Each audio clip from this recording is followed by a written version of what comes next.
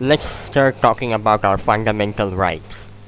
Now, what is fundamental rights? So it is the right that every human is born with when they are born in a particular country. So fundamental rights can vary from country to country, and it's usually determined by the High Court or Supreme Court, or if the country is getting independent, then it's going to get determined by the parliament of the country. And usually it's written on the constitution, the fundamental rights of human. And all of these rights are ingrained for every single human that are born in the country. It does not matter whether they're men or women, it applies to everyone. So let's talk about some fundamental rights and how we can make it work for our country so that our country become better and better in applying these fundamental rights. Now, the most important fundamental rights for our country, or any other country for that matter, is the right of equality. It says that it doesn't matter if you're a man or woman, you will get equal treatment in every single aspect of society. Which means that getting equal pay, getting equal education, equal healthcare, everything. Also, we have a right for education, basic education. We have a right for healthcare. We have a right for expression, freedom of expression to a certain extent. We have a right for cultural expression and religional expression, which means that no matter which religion or which culture you came from, no matter if you are Chakma, Marma, Hindu, Muslim, Buddha, does not matter. What matters is that you are, or you have the right to express your culture. You have the right to talk about your culture or your religion. So this brings us to another important fundamental right, which is the right for justice. Which means that if you are harmed in any way or your fundamental rights is broken in any way, you can seek justice from court.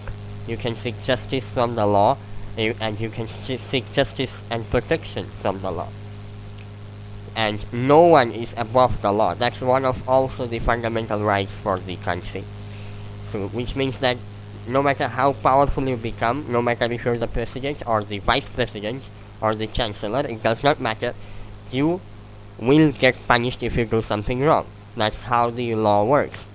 So, there are other fundamental rights as well, and there are some rights for individual societies. For example, there are some rights for mother, there are some rights for infant babies, there are some rights for old people or children. All of these rights says one thing about us, which is that there are laws and rights and constitutions to protect us from harm.